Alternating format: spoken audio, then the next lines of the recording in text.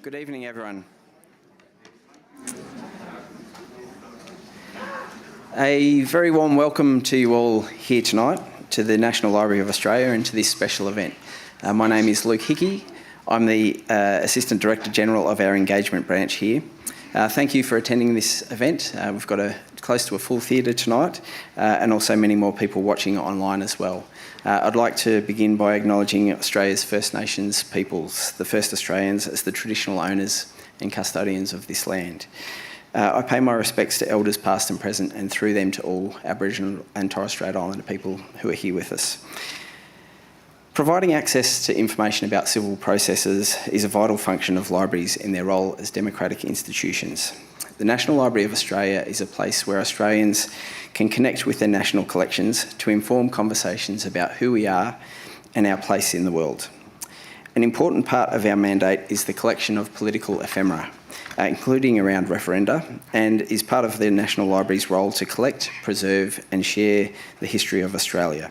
And you'll see behind me on the screen an important flyer there and a plug for the collection of material which we've just announced tonight. The library holds a small but significant collection of ephemera relating to the 1967 referendum, and the library's growing collections have evolved over time from purely print-related material to include digital material, and the 2023 referendum on an Aboriginal and Torres Strait Islander voice to Parliament presents the library with an opportunity to collect and document that broad range of ephemera. So we're calling on Australians far and wide, those watching online and in the room as well, to help us collect that campaign material that's produced throughout this process. And we're on the lookout for material from all sides of the debate. If you visit our website, you'll be able to find out more information on how you can contribute that material. What we collect today will offer historians and researchers of the future fascinating insights into the arguments put for and against the referendum. The collection will provide evidence of the social and political context in which the referendum was held. We also know that many Australians have never voted in a referendum, and some may not know much about the Constitution or how to change it. Two people who have been working for decades to inform and educate Australians join us this evening. Thomas Mayo is a Kaurareg Aboriginal, Kalkalgal and Erubamle Torres Strait Islander man. He is a union official with the Maritime Union of Australia and an advocate in the campaign for a constitutionally enshrined voice to Parliament. Thomas is a signatory to the Uluru Statement from the Heart, but was also entrusted with the physical document, travelling around the country, visiting communities, speaking with people about the movement towards voice, treaty and truth. Thomas's co-author for this publication is Kerry O'Brien. Kerry is a prominent Australian journalist and author whose long career spans 28 years as a national current affairs television presenter and interviewer. Cutting his teeth on trailblazing ABC current affairs programs such as This Day Tonight and Four Corners, Kerry was also the first presenter of the groundbreaking Lateline and editor and presenter of the 7:30 report for 15 years. Thomas and Kerry have joined forces to create the Voice to Parliament Handbook, and I think Ginger has one there in her hands. This aims to answer the most commonly asked questions about why the voice should be enshrined in the Constitution and how it might function to improve policies affecting Indigenous communities. I'm also delighted to introduce tonight's host, Ginger Gorman. Ginger is an award-winning print and radio journalist based here in the ACT. She is a 2006 World Press Institute Fellow, and her freelance work has been published by many media outlets. She's also the host of the Seriously Social podcast for the Academy of the Social Sciences in Australia, and her first book, Troll Hunting, was published in 2019. Ginger will facilitate tonight's conversation and help us navigate a topic that so many feel passionately about. Can you please welcome me in joining Ginger, Thomas and Kerry to discuss the Voice to Parliament?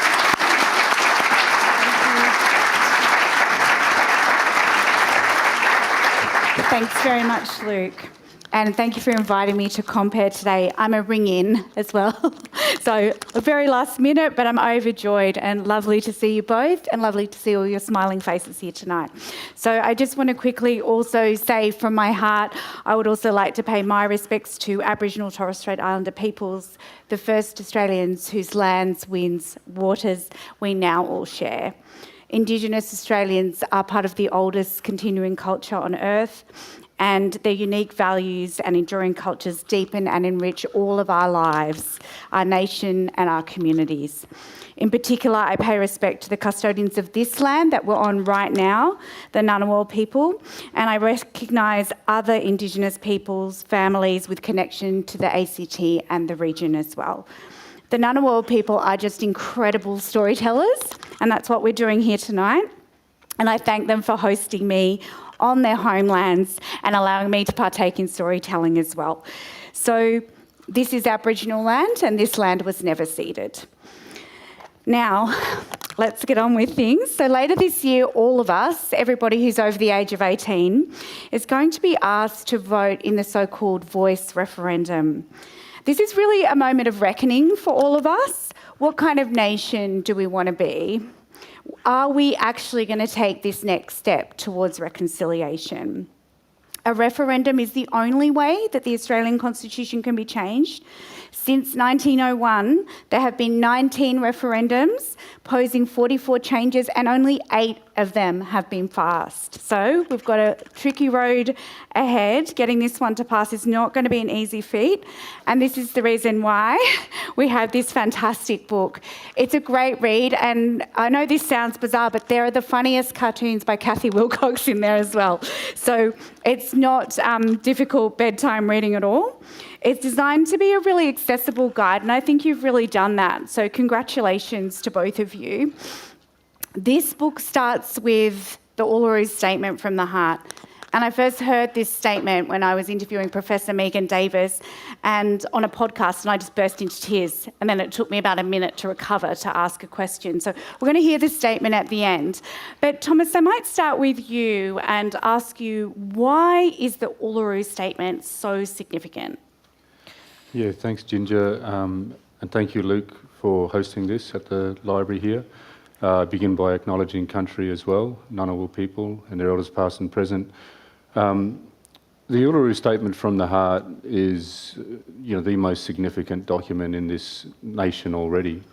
It's something that has attracted world attention, not just that we're so far behind in this country as far as our relationship with the Indigenous peoples, but that also this is such a eloquent set of words, a powerful set of words, I think a very logical and based on the truth of our history set of proposals that came from a political feat that we should celebrate forever, I think. The massive amount of hard work that went into it should be noted by everybody, I think, as we think about how we're going to vote as we lead up to this referendum. That there was, over 200 years of struggle, the frontier wars, where we fought to protect our land and our country and our families, and survived and continue to be here. How we constantly over, since Federation have come together in aspirational moments as Aboriginal and Torres Strait Islander people, made other statements and petitions that make, again, as we are today, making modest, reasonable proposals to move forward in unifying moments.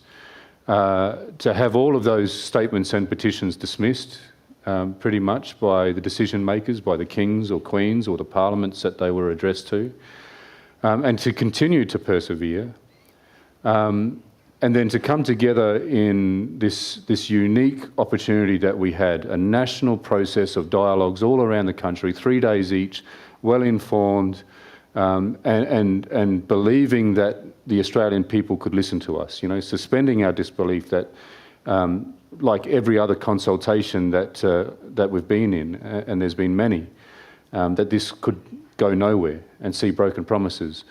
A massive amount of hard work goes into the Uluru Statement from the Heart. It's pitched more as a gift to the Australian people as opposed to something that was for government or parliament. Why? Well, there's many lessons that go into the Uluru Statement, and one of them is that truth of the past, that the other statements and petitions have been dismissed and ignored. And so we understood that it was very likely that the decision makers would do the same with this one. And so it's addressed to the Australian people, to you, as an invitation to respond to. You've been crisscrossing the country since 2017, talking to people, taking that incredible document with you with all the signatures. Has everybody seen it? It's quite amazing. It's quite a beautiful document. What have people been saying to you? What have you learned taking the statement around the country and talking to everybody, kids, adults, everybody? Well, I've learnt that there is that I believe that the Australian people are ready for this, that there has been so much hard work done by, I'm sure, plenty of people in this room on truth-telling. We've had, reconciliation weeks and all of these things that I think have gotten the Australian people ready to do something about this. The truth-telling on what's going on in this place still today. The fact that we still have gaps in, almost 10 years difference in life expectancy, the incarceration rates and all of the rest, has gotten people ready for a moment in this generation where we can do something about it. And I've learnt also that for all of the misinformation that's out there, and there was a lot of it straight away, as soon as the Uluru Statement came out, you had Barnaby Joyce within 48 hours saying that it was a third chamber to Parliament, supported by Malcolm Turnbull and the rest of the party. Just some disgusting, fear-mongering straight away. When you can get the truth through to people and explain the history of the struggle, the reason why we want a constitutionally enshrined voice, because every other time, one of the other lessons is that they're always silenced by hostile governments that always come along, that don't want to be held accountable for their decisions in Indigenous affairs. When you explain these things to people, unless they're entrenched in an ideological position, a great majority of people will say yes. Kerry, you've been a journalist for a long, long time. What has suddenly made you turn around and want to be part of this conversation and part of the yes conversation? Well, certainly the path hasn't been sudden. I've been reporting on Indigenous issues for 50 years, from very early on in my career, and I came to it from a position of ignorance, which was a reflection of the ignorance of 99% of Australians who had the same lack of education on the history and culture and civilisation of Indigenous people. That was virtually completely absent from any school books of my 10 or 11 or 12 years, whatever it was at school. And mine, Kerry. Yeah, yeah. And generations after mine. It's really only in the last 20 years, I think, that there's been a serious attempt to write Indigenous history, real Indigenous history, into this country. Many of you, I'm sure, would know the name of Bill Stanner, who was, in his day, a leading anthropologist in Australia who had spent a great deal of time building his knowledge base on Indigenous history, Indigenous culture, who in the 1968 Boyer Lectures described this absence that we're talking about as the Great Australian Silence. And he likened it to a picture looking out onto the landscape of Australia, but positioned in such a way that a very large part of that story was just missing. And so really my self-education was through the stories I did, many of them heart-wrenching, not all stories of victimhood. And there is a difference to me between hopelessness and helplessness. And I think there has been such a powerlessness and a helplessness that goes with that, that has been so endemic to modern Australian history. And one of the most powerful parts of the Indigenous story, really the modern Indigenous story, is the persistent, courageous, stubborn way they have continued to demand to be heard and to have their story told and understood. I mean, there are so many examples when you do trawl through the history, so many examples. But just to ponder for a second the way Indigenous people were culpably and deliberately written out. They weren't just forgotten in the Constitution. There was some racist stuff in there, but in one really important, fundamental way, they were actually written out. It's there in writing, and it says to the effect, they're not to be counted. Indigenous people or Aboriginal people will not be included in the population count. They will not be included for the census. So on paper, Indigenous people did not exist, which, if you think about it, was absolutely consistent with the whole concept of terra nullius. But isn't it interesting, Kerry, that some of the criticism is that this is making the Constitution about race, but it was already in the Constitution. The Constitution was already racist. Yeah. So this is a correction, is what you're saying. We are one race. We are one race. We are not two races. We are one race. We are the human race. There's so many questions I want to ask both of you here. Because I'm nosy, and you guys look like unlikely people to get together to write a book. How did you guys... We're twins. It was pretty rough. We're like Arnold Schwarzenegger and Danny DeVito. How did you suddenly come up with well, how did you meet each other? Yeah, well, It was a dark and stormy night. Yeah, it's a long story. No, it's not actually. No, when I wrote It'd be a long first story if I told it, but you... Yeah, that's right. Yeah, I'm the long of it in height, but you're the long of it in... That's right. Speech. No, when I wrote my first book, Finding the Heart of the Nation, Kerry and I had an conversation in Byron Bay, and then we did a couple of other events over the years. And when I had the idea to write this book, because I felt that people needed something to guide them, to help them to talk to others. You know, a handbook was the original idea. And I was running out of time. It was about September when I started to think, I need to do something here because I'm running out of, the referendum is coming next year. I thought I need a co-author. So the first person I thought of was Kerry O'Brien. I wanted a non-Indigenous person because this is about all Australians. And so, it was great that Kerry accepted it almost straight away. 24 hours, I think, you had to think about it. And he said, yep, we'll do it. And Great. It was pretty crazy because we only started writing in December. Yeah. And we finished about just March, I think, we finished writing. Well, the deadline was March, the last change. The last edit was on the day it was going to press. Yeah. And in fact, it was tricky because that was the day, and we were hanging on by our fingernails, that was the day that Cabinet decided on the wording. Yeah. As a result of long negotiations with the Indigenous working group, a lot of backwards and forwards, and Thomas was a part of that process, so we had a bit of inside knowledge.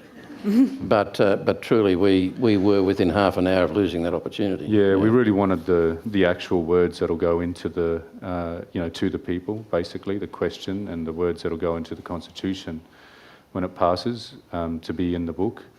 And the publisher was panicking because but we had that last little bit of time, and we were very fortunate.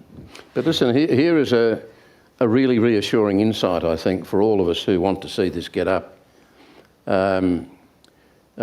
Publishers, in this day and age particularly, are notorious for being cautious about their initial print runs. And I think the first part of this print run was going to be 8,000 copies, and then within a couple of weeks of that decision it was going to be 13,000, and within a couple of weeks of that it was going to be 19,000. That was before it was... That was before we'd actually finished it. Yeah. That was just on reactions from booksellers. And in the last 3 days, it's gone from 19,000 to 29,000 to 39,000. And that is purely, very pragmatically, although they're delighted because they're right on board with the referendum, that is purely pragmatically because of the reaction from the public, which in turn has been felt by the booksellers, and it's been an extraordinary reaction when we've had these events. So we take that as and the kind of feedback we're already getting. People get this, even those who are committed and on board, they want to help persuade others. And what we're hearing is This is helping me sharpen my understanding of it so I can be more articulate when I'm answering questions from others. We're hearing anecdotally daughters or sons saying, I gave this to my father who was firmly in the no camp and he's now voting yes. Mm-hmm. So, this is the great frustration of this debate. If this could have been conducted in a genuine, honest and civil way, I think the outcome would have been resounding. And I think it's a great tragedy, even though I do believe it's going to get up, I think it's a great tragedy that the path it is now on, that is a path of divisiveness. Peter Dutton is in Parliament talking about re-racialisation of Australia. Well, we know where the re-racialisation is taking place. And it's not coming from the Yes campaign, and it's not coming from the words that we would want to see in the Constitution. It's coming from those people who are moving heaven and earth to try and having this thing defeated. But they're having the methods they're using are fundamentally dishonest. We're seeing journalists starting, finally, to properly fact check and call out the lies and call out the misconceptions and the manipulations. Can I put something to you, though? We've seen Northern Territory Senator Jacinta Price, who's obviously very conservative. She's been against the Voice from the start, and she said the Voice will drive a wedge between Indigenous peoples and divide Aussies by race. It will be a dividing line through the heart of our nation. So I wonder how both of you respond to those kinds of statements, especially when they're coming from particular Indigenous voices. Thomas? I'd say it's absolute rubbish. It is absolute rubbish. The whole idea of this is recognition of our place in this country, our rightful place as Aboriginal and Torres Strait Islander people, the First Peoples, as the languages that will go into the Constitution. It unifies us. I mean, we have suffered such injustice in this country, and by including us in the Constitution, that is accepting us. That is accepting that there is this long heritage and culture that was here for millennia before Captain Cook arrived, that what constitutes us, this Constitution, includes that as part of who we all are as Australians.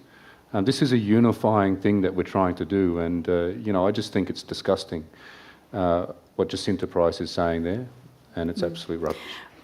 Can I just add to that? Do, Kerry. And I'm trying very hard, we try hard not to personalise this, because you don't want to actually resort to the same tactics, and by responding strongly, we're certainly not playing around with the facts. Jacinta Price, it needs to be understood, has her place in that Parliament with a party in the Territory which is run fundamentally and substantially by white men. And traditionally, Indigenous people in the Territory have predominantly voted Labor. So who is Jacinta Price speaking for as a Conservative senator from the Northern Territory when she purports to speak for Indigenous people? Indigenous people have the same multiplicities of views on life and everything else as the rest of us. And to try and paint a picture or to assume that Indigenous people do kind of think with a herd mentality is deeply insulting and once again racist. And Thomas can speak to that far more than I can. Yeah, I think to take it away from the politics and bring it back to the people, the research shows that that over 80% of Indigenous people, there's multiple polls that show over 80% of Indigenous people support this. But one part of the research looked into the reasons why that support is there. And the most compelling reason is because this is seen as a unifying act. And that's the most compelling reason for Indigenous people, according to the research. And if you look at who was part of the Uluru Dialogues, it's absolutely incredible. Like the variation of people and where they came from and who they were. It's quite staggering when I was looking at it in your book. It was actually fascinating for me, listening on the first day of the hearings for the Joint Parliamentary Committee that was actually investigating the appropriateness of the words for the referendum, and to hear Megan Davis and Pat Anderson talking in a very detailed, systematic, very deliberate way about the immense effort that went into choosing the representative bodies that came together, the 12 Uluru dialogues that Thomas became a part of, and the very careful way that the formula they applied. I think it was something like 60% had to be traditional owners or elders. They had to have a proportion of youth. They had to have a gender balance. They had to be from a wide range of different communities. And then after that came the co-design process with Marcia Langton and Tom Karma, which was commissioned by the government to come up with a design for the voice. They had another 110 consultations. They received 4,000 submissions. They spoke to nearly 10,000 people. And the kinds of things that came through in that, and I'll just give you one illustration of this when you want to know what's driving or what drove the outcome of the voice as we now know it, was this constant refrain from Indigenous people about the ways they had been ignored. They talked about fly-in, fly-out bureaucrats who would come and take copious notes and make promises, get back on the plane and never be heard from again, or a policy would emerge that in no way reflected the views, the knowledge, the wisdom from local people. And that is at the heart of this. And just for people listening who may not know, Auntie Pat Anderson AO was one of the key architects with Professor Megan Davis. Can you very simply tell us, given how much misinformation we've heard, what is the voice? What is it going to look like? Well, it will look something similar to what the co-design people, and there were 50-something of them engaged, came up with as a final proposal. And for the national voice, it was, I think, for 24 people. They were spread across the states and the territories. There was an extra number allocated for rural and remote. There was an allocation for Torres Strait Islanders. So there were very thoughtful formulas applied. But it's quite a humble, low number, really, for the responsibilities they would have. And they've also talked about a local and a regional voice, and I believe the government has come behind that and said that would. Well, always has been. You can't have a representative body without the links. I mean, you know, it's a representative body. It shouldn't be anything that's unusual to us in a democracy. You've got, Parliament itself. We have representation from our electorates. We've got unions. You've got industry associations. You've got all sorts of representative bodies. It's nothing new in this country. But the detail question, I mean... This is the thing that's been over and over again. We don't have the detail, we don't have the detail. Yeah, part of the reason for the subtitle, obviously, all the detail you need. Because they're trying to confuse Australians again about what the model will be, right? And the model needs to be determined with our communities, and that's the commitment in there's voice design principles that were announced at the same time as with the Prime Minister and Minister Burney and Senator Pat Dodson when we announced the question and the wording. Do you want to these quickly design read principles, those out, Thomas? Yeah. Because it's really quite important. But this is hugely radical. It's an enormous risk. Yeah. I think, but the point, I'll go to those, but the point that I wanted to make is that at the end of these design principles, it says these principles are post-referendum process. After the referendum, there will be a process with Aboriginal and Torres Strait Islander communities, the Parliament and the broader public to settle the voice design. Legislation to establish the voice will then go through standard parliamentary processes to ensure adequate scrutiny by elected representatives in both Houses of Parliament. So you've got to have that process with Aboriginal and Torres Strait Islander communities. One of the things that was said in the dialogues is this can't be one size fits all. We have different, we're different around the place. But the main point here to this question is this referendum is not about all of that. The referendum is a simple question of should we recognise Aboriginal and Torres Strait Islander people as the First Peoples by giving them a say about the decisions that are made all the time about them. It's that simple. Yes or no to that. That is what the referendum is about. And then it's up to the Parliament. There's 93 words. Yeah. There's 93 words that we're putting into the Constitution. And, you know, I can paraphrase. Well, I pretty much did. That's what it's about. There's a key bit in there that is just so clarifying. I think it might be in, Kerry, one of your bits where you say it's not in the Parliament, it's a voice to the Parliament. Yes.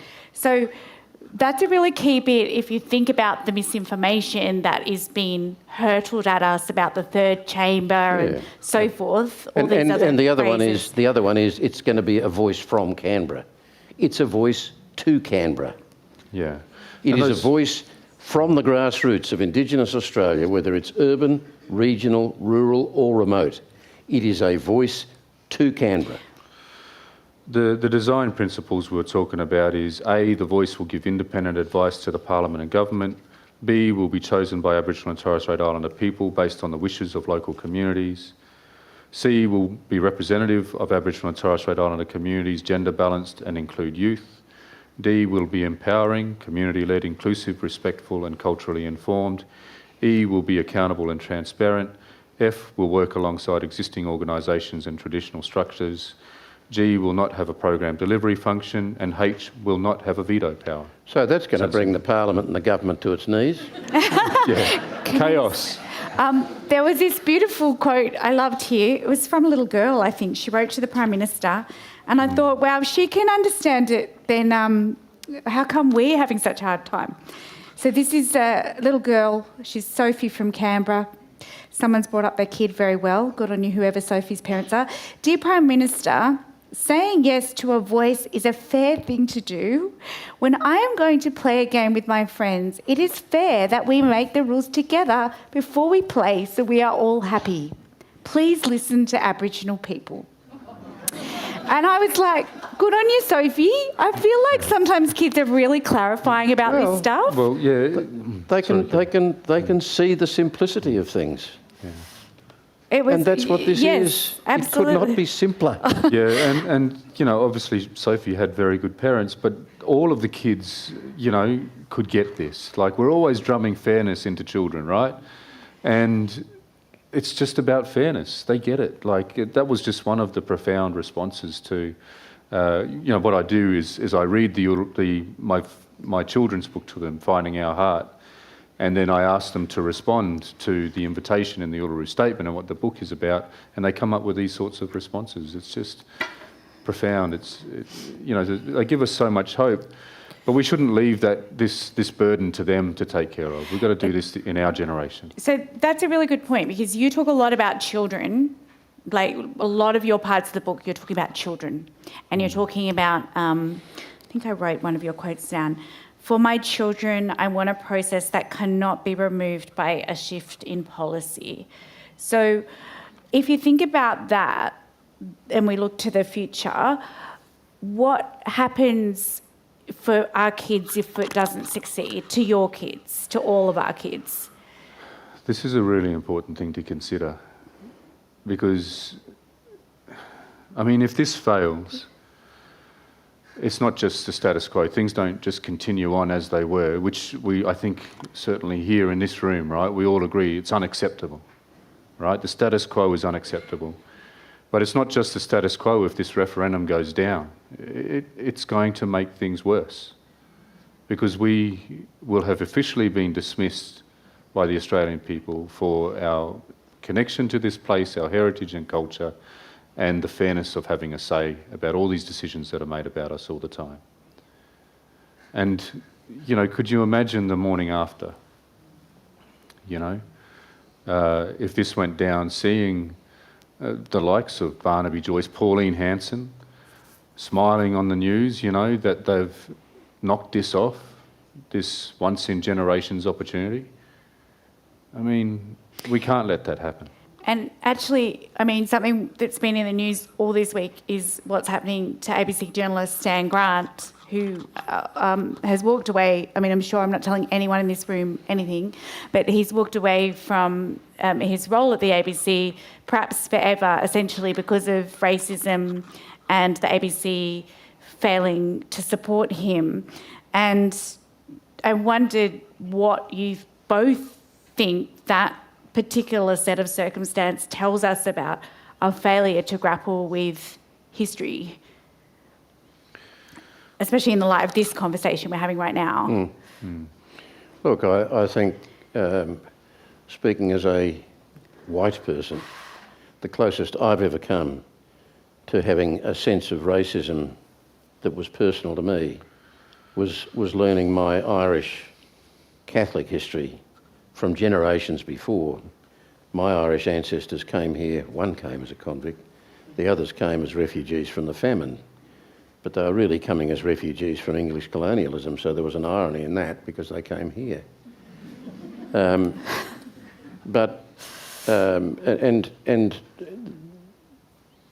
one of the great kind of contradictions, sad contradictions of humanity is that I won't say it of my ancestors, I don't know, I hope not, but many of those Irish who came here as victims became perpetrators. And that's so much the story of racism. And so coming to Stan, trying to understand, not being able to be in Stan's shoes, what it means to have to experience an unbroken lifetime of racism of one kind or another, whether it's what some might call casual racism, I don't like that term either, to the most vicious kind of stuff that he's been exposed to. I have no way of I can only guess, I can only try. But what it is a yet another vivid reminder of the continuous stream of racism that has existed in this country since white people arrived. And it's been applied across the board. It's been when other migrants came to Australia, they experienced it in many ways, and they too, in many ways, often became perpetrators. It's part of the history of racism itself. To me, there are few greater evils in our history. But at the same time, the hopeful side of that is the generations, my children's generation, but more particularly my grandchildren's generation, who have been growing up in a very diverse society and who have been innocent in the ways of racism mostly, certainly for the first half and more of their school life. And then as they grow, they see it. But I think there's a greater hope for the ways they will deal with it. One can only hope that. But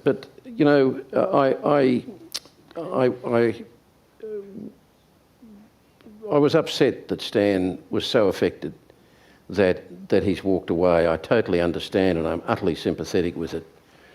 I hate the kinds of mindless trollsters, if there's such a word, who do this stuff. They just welcome that. They see that as a victory. I'm a cyber hate expert, but there's a direct line almost from the No campaign and some of that misinformation and the stuff that Stan is copying. Thomas, I mean, how do you view those? Because these two things seem to me to be interconnected very fundamentally. Yeah, I think I think again a majority of the country really have been feeling for Stan, including myself, and you can only imagine. Most of us can only imagine just what he would have endured before this point.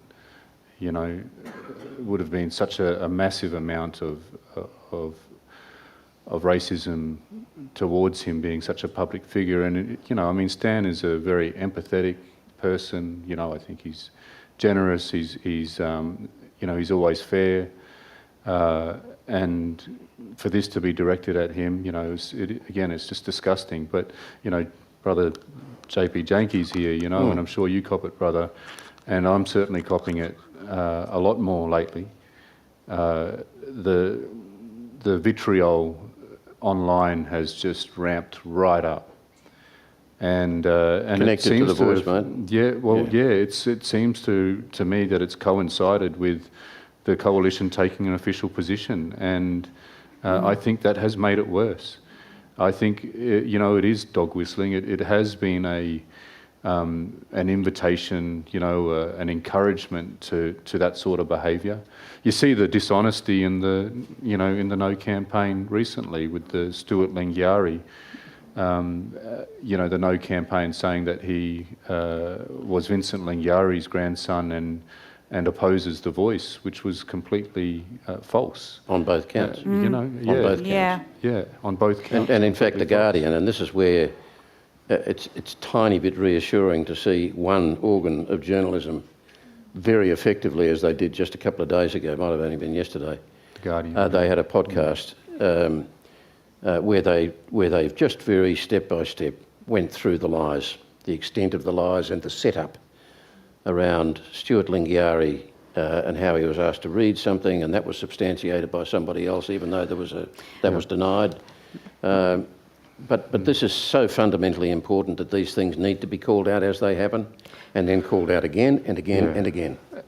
We're going to a referendum now. You know, that's certain. Albo said we've got to get on the field. If we're not on the field, we're never going to win the game, sort of thing. And we have to have the courage to do this, because it goes back to what I said before. The status quo isn't good enough. You know, we can legislate a voice tomorrow, but we know that.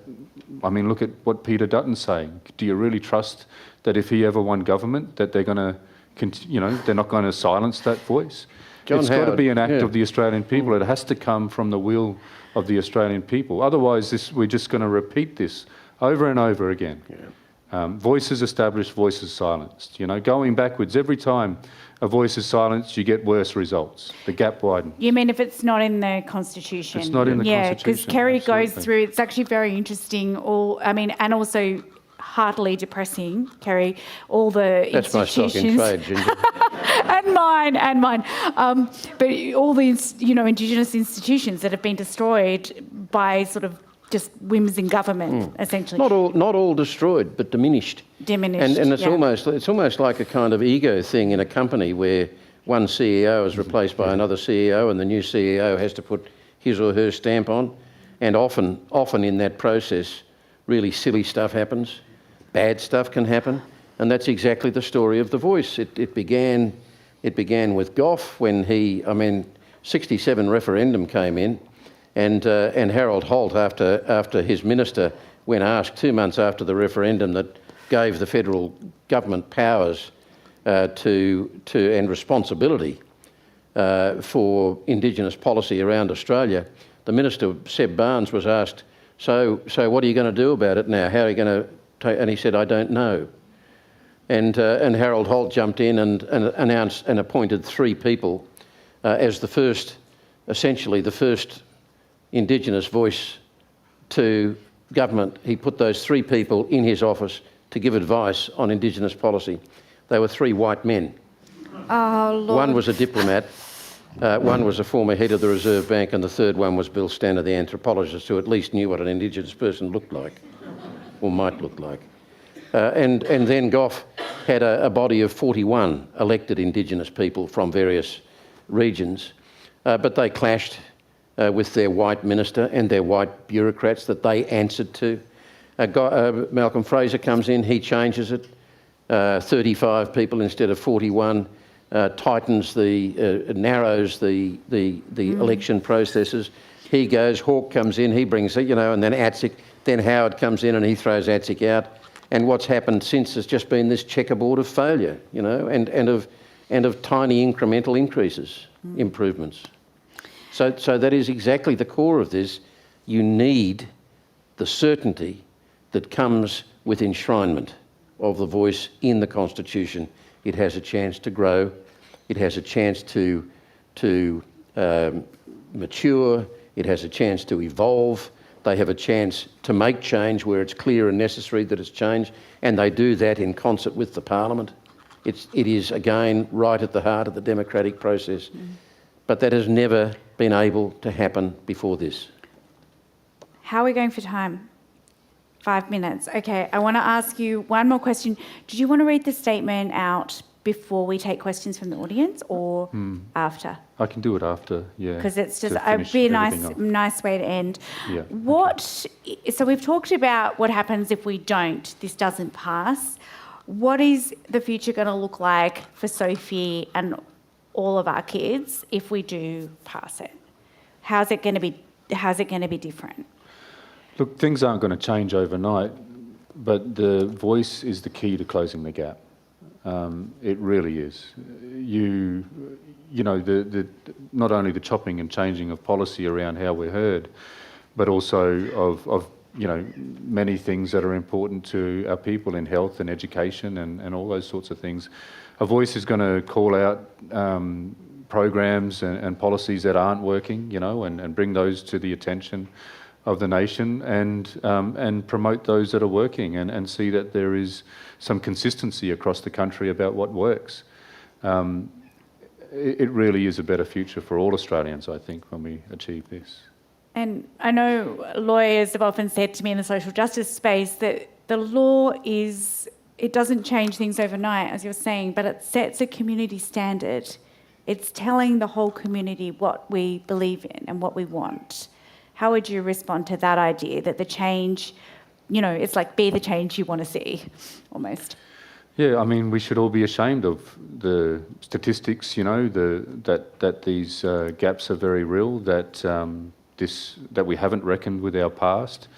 And, you know, as I said, all of that work that has been done leads to that moment where you all have a chance to cast a ballot, you know, to yes or no. And that is our opportunity to transfer that into real action, into something substantive and lasting that, you know, that our children will look back at us and say, thank you for doing that. You did the right thing. You're on the right side of history. And the other point about the permanency of enshrining it in the Constitution is that it gives the voice whose only power otherwise is the quality of the advice, because it does not have the power to coerce, it doesn't have the power to veto, it doesn't have the power to demand. But the moral and political authority that would come from a referendum, which is the purest expression of democracy that we have available to us. Yes or no, this. And if we vote yes in a majority of states and in a majority national vote, there is an authority and a power and a force that comes with that makes it just that more difficult for a future government to in some way sabotage or weaken the voice, because they can continue to change it just like they have in the past. What they cannot do is abolish it. But in the attempt to change it, they will have to be able to justify that to the Australian people. Or we can expect that they will pay a price at the ballot box. We can hope that, but that kind of, you can't really measure the force of a yes vote in a referendum like this, but it will be there. Just to, I mean, it is much more than advisory though. They can't abolish it, but it also sets up that we should be able to make representations. So the Parliament has the power to determine the model, basically, right? But it must be able to make representations because it's in accordance with the Constitution. And so, in other words, they can't just appoint, you know, Barnaby Joyce as the voice, or they can't just appoint, you know, JP Janke as the voice, sort of thing. Sorry, brother, you're right there in front of me. But, you know, we must be able to make representations. And if the other power is transparency, right? Yeah. Accountability. That our peoples have an opportunity to choose who speaks for us. Not a political party like the Country Liberal Party that we were talking about earlier, who back in the day, you know, when the Gurindji, when the land rights movement was on, had rights for whites rallies. You know, some of their members of parliament organised those rights for whites rallies. Or even the Labor Party when they had Warren Mundine as their national president before he moved across to the other side. So, you know, but we actually have an opportunity as a people to choose who speaks for us. And we can hold them accountable. We can see what they're saying on our behalf, but more than that, the Australian people can see what the voice is saying to the decision makers. Here are the solutions, and we see that. And then if those solutions are dismissed and there is a detrimental effect to that, then democracy will hold them to account. The Australian people will see. We have said that this voice should be heard and respected through this referendum. But if you ignore it and things go backwards, then that's on you. There is another side to that coin, another really important side to that coin, and that is when governments listen to that advice and they fold that advice into the policies And those policies are then applied back in Indigenous communities or in a way that reaches Indigenous people. And we begin to see gaps reduced. And we begin to see improvements in the quality of life. And we begin to see a greater fairness. And we begin to see a genuine national attempt to clean up the justice system with its institutionalised and disgraceful racism on that front. That will give the voice a further credibility and a further strength and make it that much harder for flaky politicians, and they're not all flaky, but the flaky politicians or the ones who carry a prejudice to actually harm the process. Mm. All right, well, I've got you two revved up now. I feel like we'll be here in 3 hours, but I am going to stop you there because we are going to go to audience questions. Thank you both. I feel like I've got about a million more questions, but I just would like to see who from the audience would like to ask a question.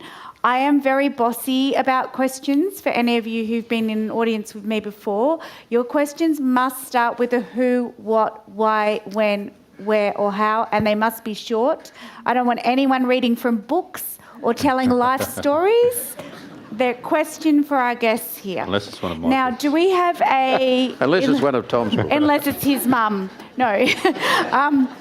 Do we have a microphone or... Excellent. Okay. Who would like to ask the first question?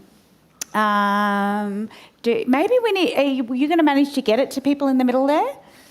We might need... If you want to ask a question, maybe try to make your way out to the outside so we can hand you a microphone. Thank you all for being so present and engaged. Go for it. Hi, thank you for your book and for tonight's discussion. Would you like to comment, so starting as a question, would you like to comment on Noel Pearson's belief that he stated in the Boyer lectures that passing this referendum would really significantly reduce racism in this country? Thomas? I think it would be momentum towards reducing racism. An example, I think, is that as we've acknowledged country, around the place over the years, as we've had all that truth-telling, I think it's brought people to, as I was saying earlier, this position where where more Australians can accept the truth of our history and are ready to do something about it. I think it's similar with that.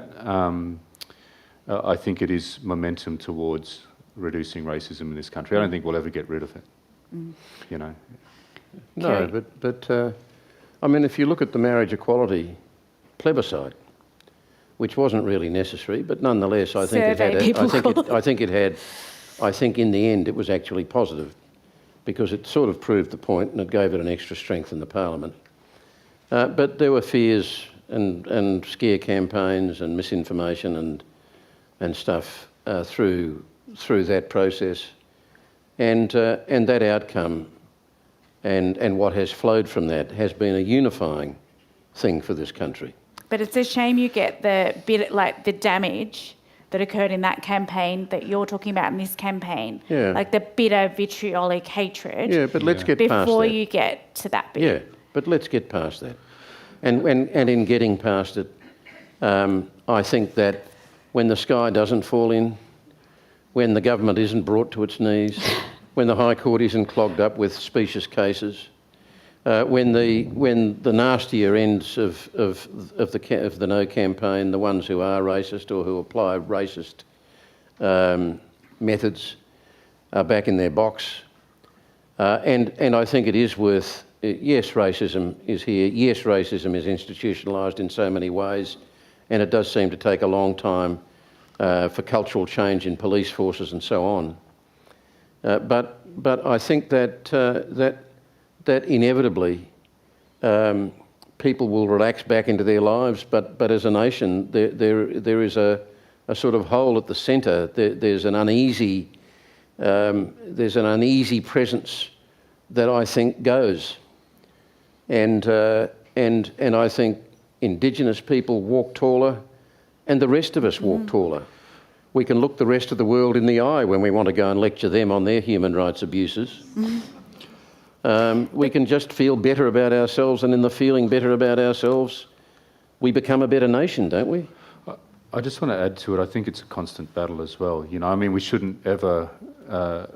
they're always trying to stir up these things, right? Those people like Peter Dutton in Parliament yesterday. It's something that we have to be vigilant of and always educate the coming generations, you know. Yeah. But the truth-telling process is a part of that. Yeah.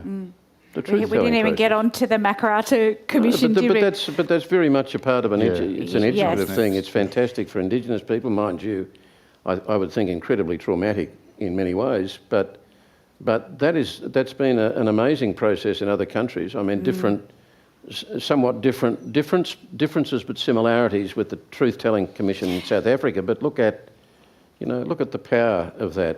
And that's a great point that you make in the book as well, that so many other democracies have been through this process and the sky did not fall in Canada or other places.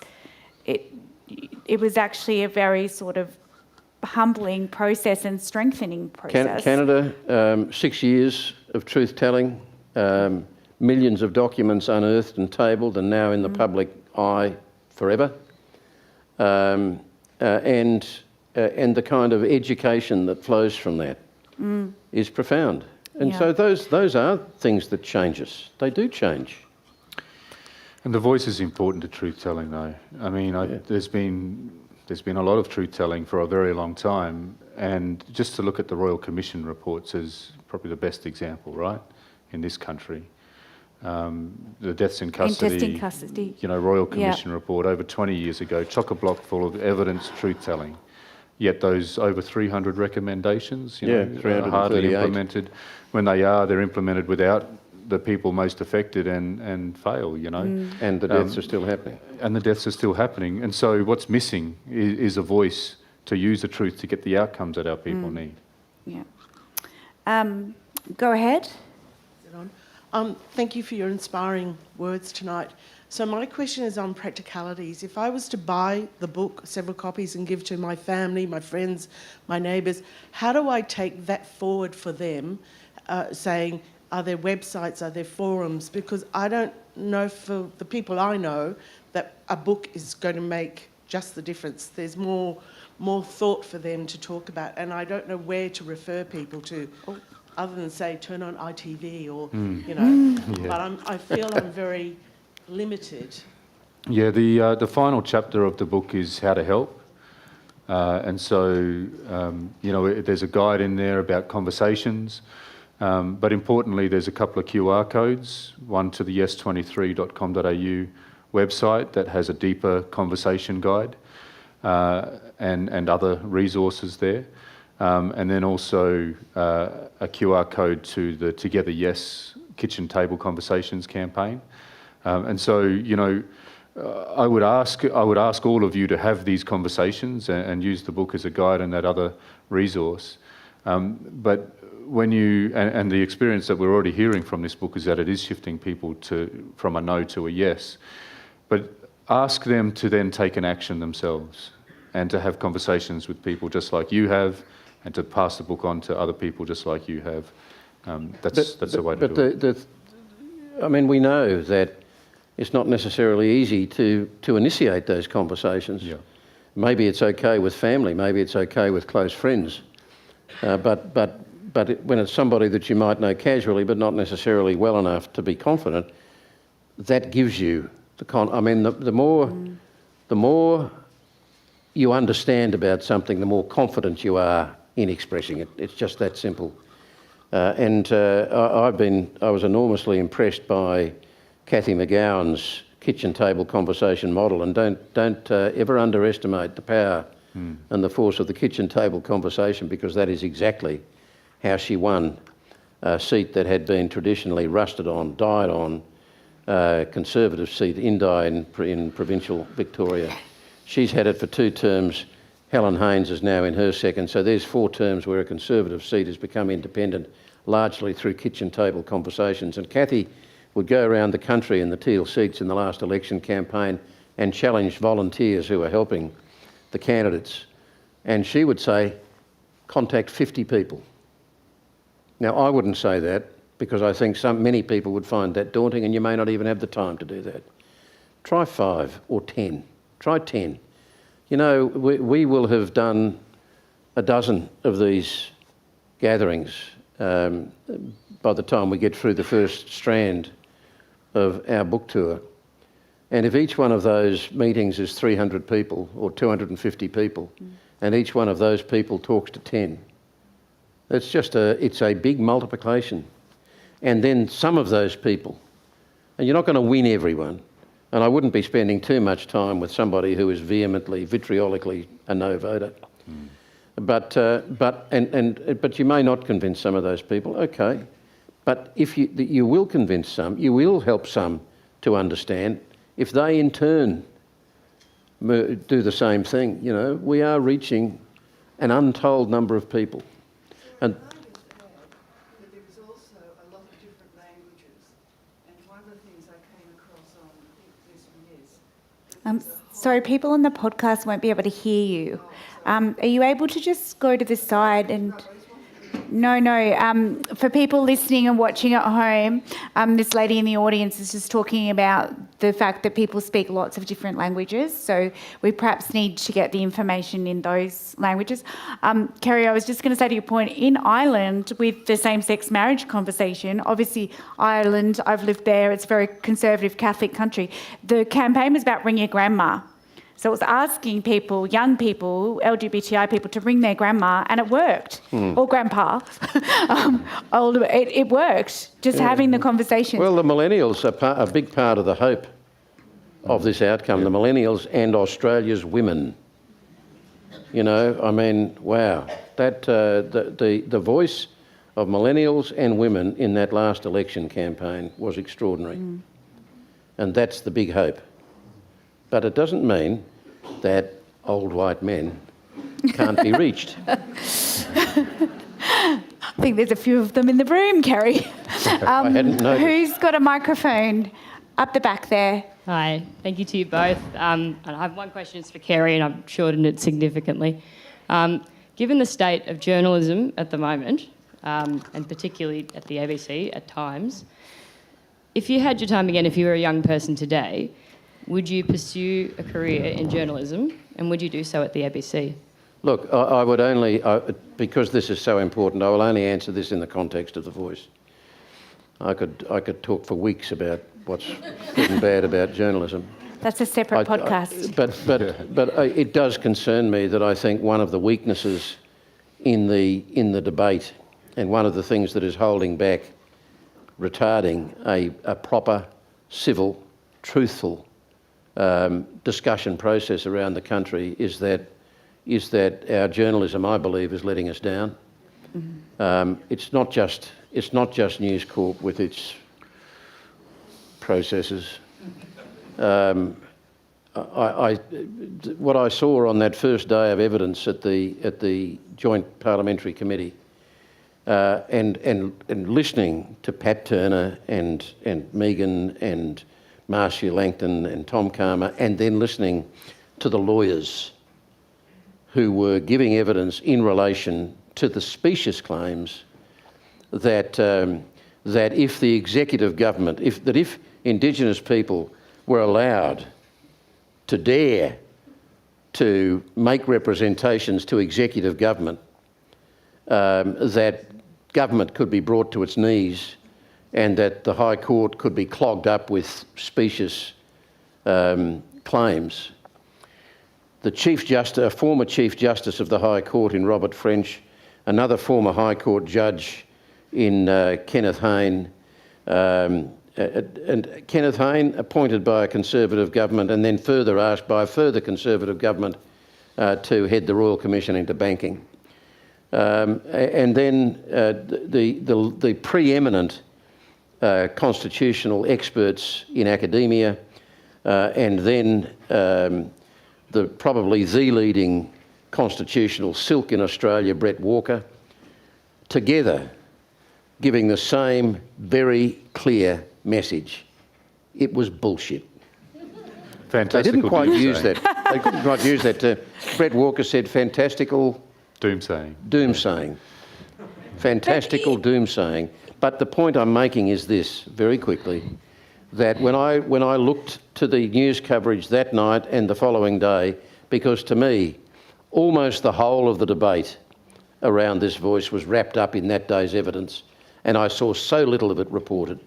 And there are a whole range of reasons for that, and one of them is journalists sometimes have a failing where they feel if something has been reported once, or if there's been a certain amount of reporting on something, that the public are going to get bored. And you fear, because in this age of 24-hour news and clickbait and all the rest of it, we've got to keep it churning and we've got to keep doing new stuff. But the bottom line on something as important as this is that there needs to be a really consistent and responsible approach which calls out the liars and the misinformers and the confusers, and which does bring the discussion back to its simplest elements without oversimplifying, but bringing it back to its clear, simplest elements.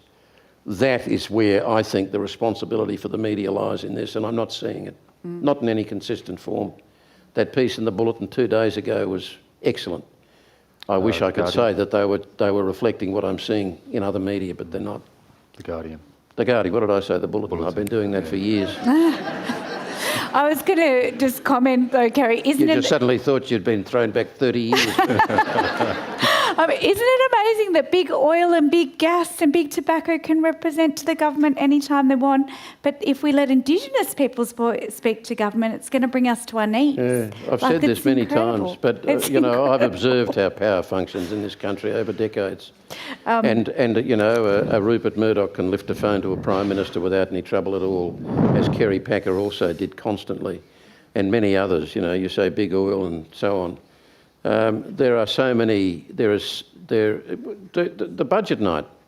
Wasn't there a 5,000 a head fundraising dinner over at the National Press Club that night that Labor ran? That wasn't the one in the Great Hall? No, Look, I'm a little way away from it. I thought, anyway, wherever it was, I think it was at the Press Club, 5,000 a head for access to ministers. Oh, sorry, did someone hear? Oh, yes, go ahead. Thank you very much, both of you. And Ginger, it's been very interesting to hear you speak. I am just wondering, vis-a-vis the referendum itself, where it is a majority of the states that is the second part of the referendum, what do the Aboriginal people feel? I know what I feel as an ACT Territorian. We are not included in the second part of the referendum. It is, and particularly as Northern Territory has such a large Aboriginal population. Yeah, so for those that are unaware, the territories don't count. So there's two measures to if a referendum will pass. You need a majority of Australians overall, but you also need a majority of voters in a majority of states to approve the change as well. So that means you need at least 4 out of 6 states to pass the referendum. The territories, we vote in the territories. I'm from the Northern Territory. Our votes only go towards the overall numbers. Boo. Okay? Yes. So the territories, yes, the territories. Yeah, we still have to put up with them. Yeah, you guys have to put up with them. So as you know, I mean, unfortunately, this is what we have to deal with for this referendum. I do want to make a point on this, though. I'm glad you've asked a question. That doesn't mean that we're powerless. We do contribute to the overall numbers, but we all, I think, have friends and family interstate. Get on the phone. Give them a call. Let them know to vote yes. Okay, I've been told we literally have 6 more minutes. So please go ahead and ask your question very quickly and we'll get... We'll try and give very quick answers. Okay, quick question and we'll take quick answers and we'll go to your question as well. Thank you. Thank you very much. I wanted to ask... Oh, no, hang on. This lady's speaking first. I wanted to ask, is there capacity for the voice to Parliament to influence matters that are specific to states and territories? specifically relating to the current crime wave that's happening in Alice Springs. Okay, can one of you just answer that quickly? Sorry, what was the question exactly? Whether the voice has the capacity to influence specific issues, Yes. such as the crime wave in Alice. Well, I think yes, because the issues behind the crime wave in Alice are issues that come out of the failures of policy in the past. You've got to go to the heart of this thing, and it's going to take time. I mean, this is 235 years in the making, and it's still happening. The failures are still happening. I think in the Territory, the people there are still paying the price of the intervention. Yeah. An intervention that happened in the dying moments, virtually, in the last few months of the Howard government, when they were struggling and facing defeat at the polls. And suddenly we have the intervention. And Alexander Downer, a senior minister in the Howard government, says in an insider's interview, in an insider's program very soon after the election, I think it was, in November, he expressed disappointment that they didn't get the bump in the polls that they expected from the intervention. Make what you will of that.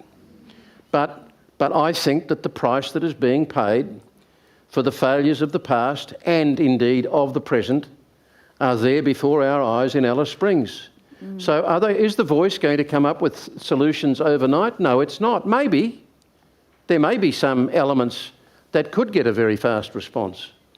But some of those things may take years in many places. It's not going to happen quickly, mostly. Some of it might. But what is now incremental and what is now one step forward and two steps back, and then maybe two steps forward and one step back, might be consistent steps forward. They might be small steps, but they're steps forward. What do we stand to lose is the question.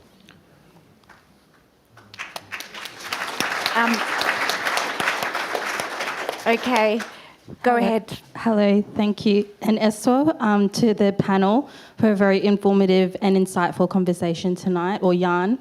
So my name's Karen. I'm a Kalkalgal woman from the Torres Strait, Zenith Kes. I was raised in Gibioy country, Cairns, and relocated to Ngunnawal country. So my question is to the voice to Parliament when it is passed through, noting that it is for the Uluru Statement and that outlines for Aboriginal and Torres Strait Islander people, and it goes through, will the Mussig Statement also receive recognition because that's for island people, and noting that some people throughout Australia or Australians don't actually recognise island people? So, Thomas? Well, I saw for the question there, sis. The Mussig Statement was made in late August last year. And the Mussig Statement, so Mussig Island is on Kalkalgal country there, in the Central Island Group. And it's where there was a strike in 1936 because Islander people got loans and bought their own and paid off fishing luggers, basically. But when the White Australia policy came in, those luggers were confiscated and the islanders were forced to work on those vessels basically for rations. And so they went on strike in 1936. And one of the things that came out of that strike was a council meeting where representatives or leaders from each of the islands met on Mussig Island with the protector of the time, the white guy that had complete control over our lives. And there was a negotiation about improvements for our communities, and that voice continued on as a council for the Torres Strait. And so it was the 80th anniversary of that first council meeting, and I was there, and the Mussig Statement was made. And the Mussig Statement basically says that the Torres Strait wants greater autonomy over decision making in the Torres Strait again, because the leaders saw that worked, but with changes of governments, much like on the mainland, that was diminished. And it takes months to get repairs, basic things on the islands.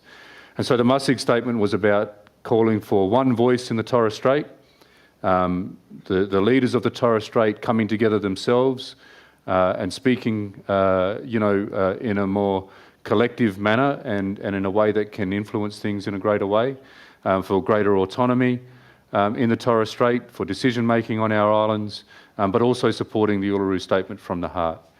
And I think that we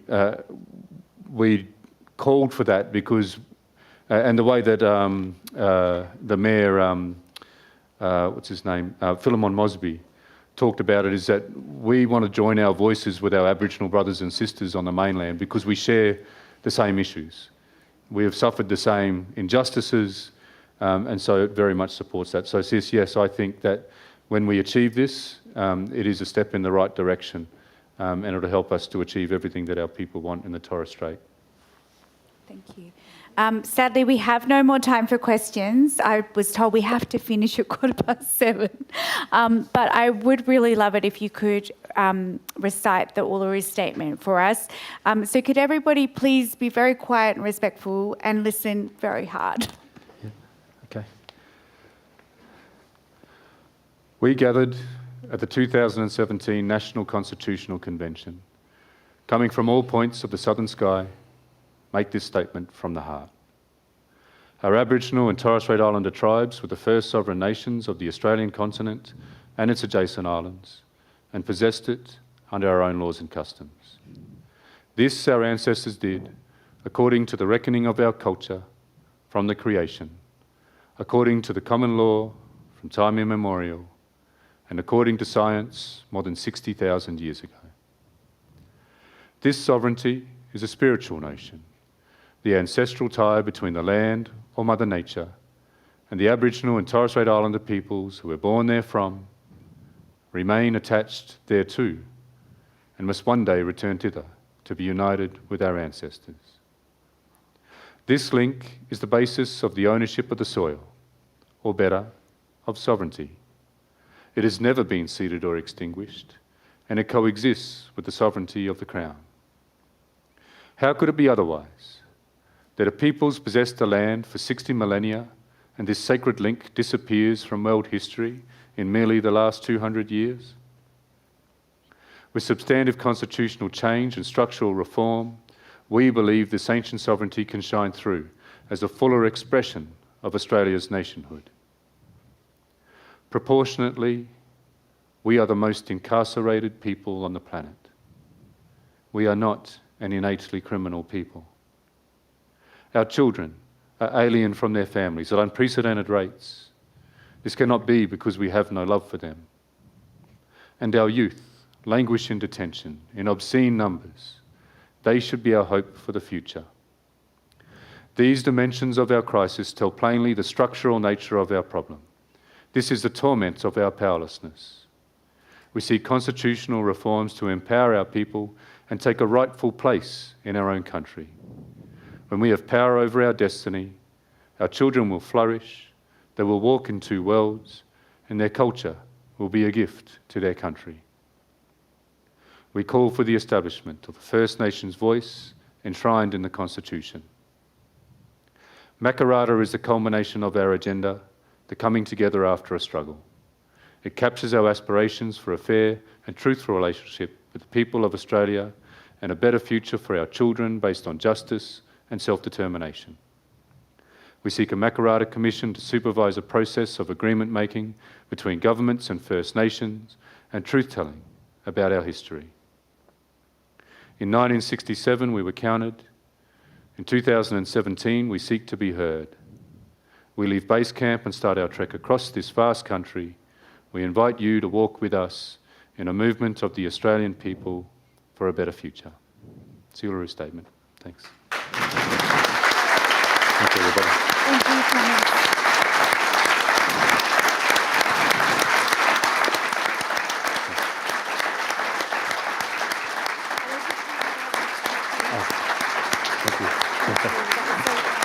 Thank you, everybody. Okay.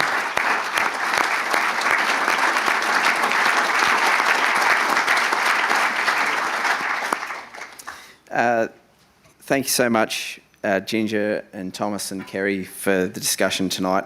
Thank you everyone for your participation and for your questions as well. I hope you can join us in the foyer upstairs where Thomas and Kerry have agreed to sign copies of the book and continue the conversation. Once again, if you'd like to join me in thanking our guests for tonight's wonderful event. Thank you.